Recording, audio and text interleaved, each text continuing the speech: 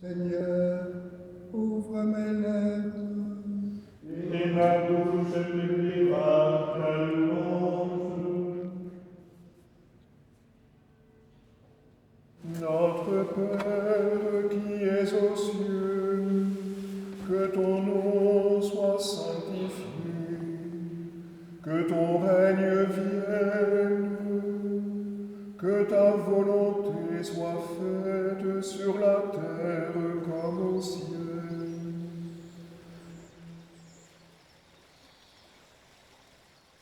Rappelons-nous dans l'Évangile les paraboles de la miséricorde, en particulier celle du retour de l'enfant prodigue que nous entendrons dimanche prochain, 4e dimanche de Carême.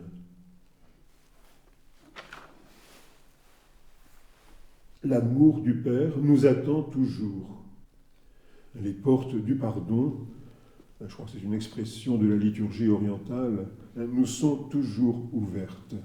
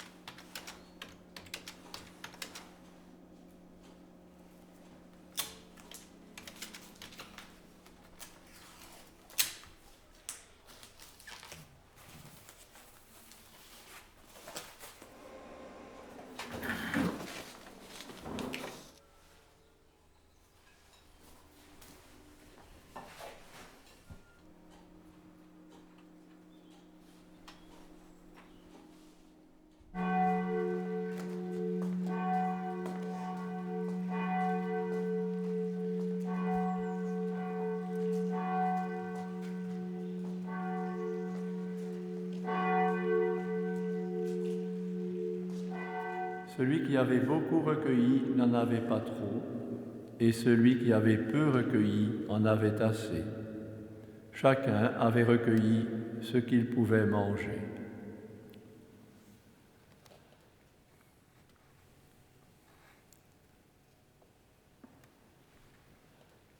Donne-nous aujourd'hui notre pain de ce jour.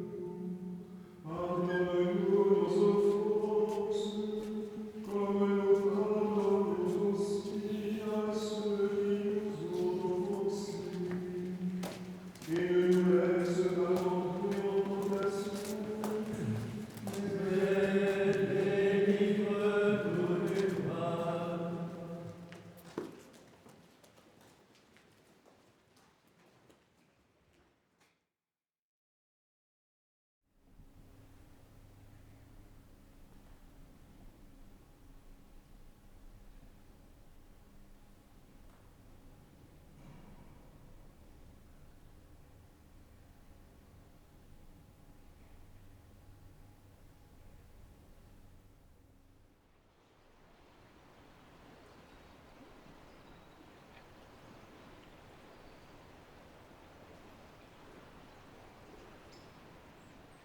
Et lucis ante terminum, Revoceat proximus, ut solitate bestia, sis presula custodia. Procure cela somnia, et nos io phantasmata, abstenque nostrum comprime, ne polluat tu corpora. Resta Pater omnipotens, per Jesum Christum Dominum, qui tecum in perpetuum, regnat cum Sancto Spiritus. Amen.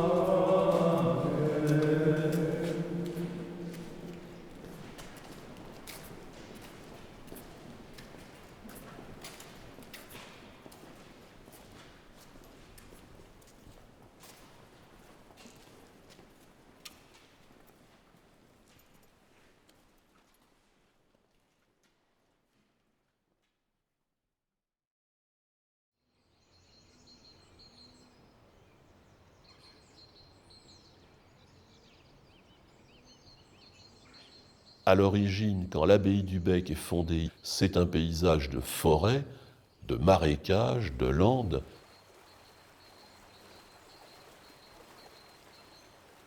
Au début du XVIIe siècle, les moines qui occupent l'abbaye du Bec, ce sont des bénédictins mauristes.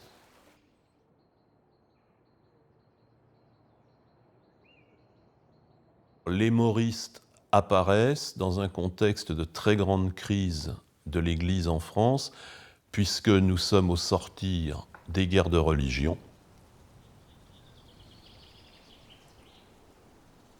La devise Ora et Labora des bénédictins, en latin c'est donc une prescription de la règle prix et travail, c'est en quelque sorte le résumé de la vie du moine. Donc le moine a pour vocation première de prier, il est sous le regard de Dieu, et un certain nombre de fois dans la journée, il doit se rendre à l'office.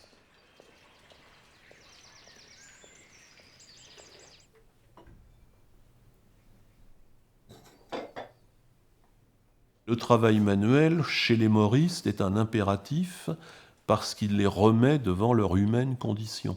Et ensuite, le travail permet aussi de subvenir aux besoins à l'origine.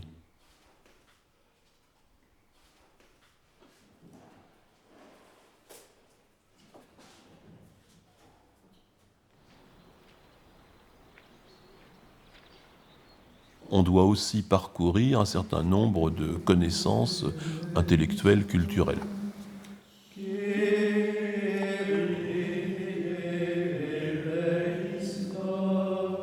On leur demande d'étudier tel ou tel aspect de l'histoire, de la théologie, de la spiritualité. Un livre qui entre dans une abbaye, c'est un médium. Le livre est en effet le support d'une connaissance qui va être portée sous le regard du moine. C'est la raison pour laquelle, pendant très longtemps, dans les abbayes, on s'efforçait de ne posséder que des ouvrages en lien avec la religion.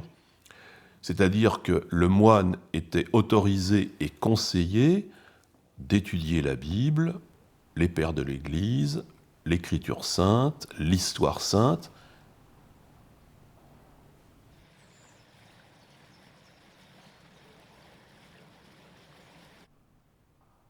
Outre la réforme spirituelle, les mauristes vont avoir un certain nombre d'orientations très terre-à-terre qui va notamment se marquer par les magnifiques bâtiments qui sont ceux de l'abbaye du Bec d'aujourd'hui à 95%. Ces grands bâtiments du XVIIIe siècle, du style classique pour l'essentiel, par les volumes, les ampleurs, la longueur des couloirs, la hauteur des plafonds, permettent de se rendre compte de ce que les mauristes avaient, on a parfois dit, la folie des grandeurs. Mais on vit dans une abbaye pour la gloire de Dieu, alors il faut que le cadre soit beau et que la liturgie soit belle.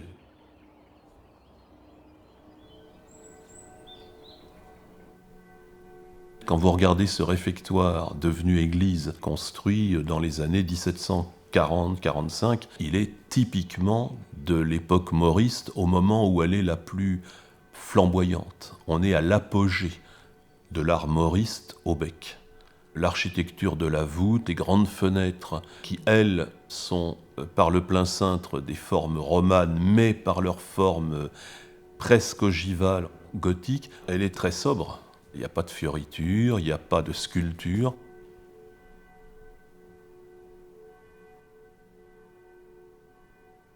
Cet art mauriste, on voit que c'est un aboutissement d'architecture, et notamment de la taille de la pierre, dans lesquelles ils étaient passés maîtres.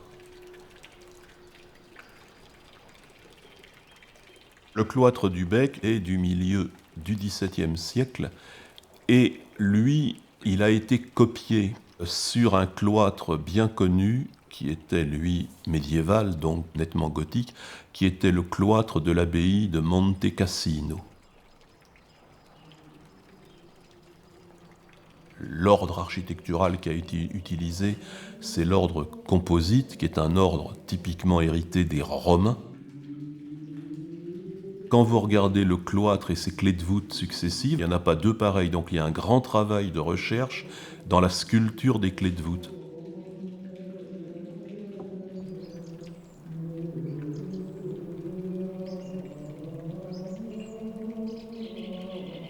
Quand vous levez les yeux vers un premier étage ceint par une balustrade typiquement versaillaise, vous avez un deuxième déambulatoire.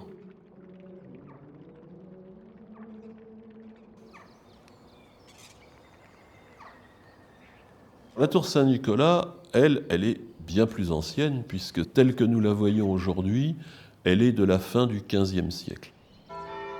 Dans un monastère, les cloches, c'est une personnification de la parole de Dieu. Dieu appelle à la prière par la sonnerie des cloches. Cette tour, donc, a toujours été destinée, dans son tiers supérieur, à porter les cloches de l'abbaye.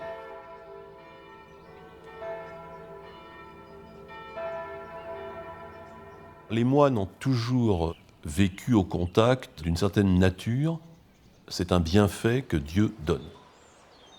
Et notamment parce que pendant très longtemps aussi, ils avaient une tradition de l'herboristerie, de la pharmacopée.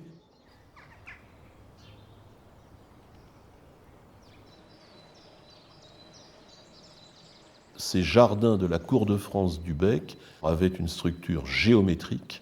On a des lignes droites, on a des lignes courbes. Et ce n'est pas le jardin qui met en valeur le bâtiment, c'est le bâtiment qui met en valeur le jardin.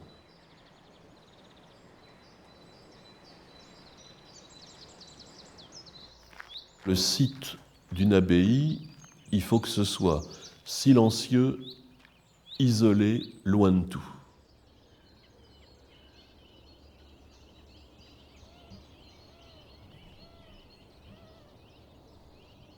Quand un homme fait le choix de la vie monastique, il pense d'abord à son propre salut. Mais la vocation du moine, c'est de prier pour l'humanité, c'est de prier pour le monde.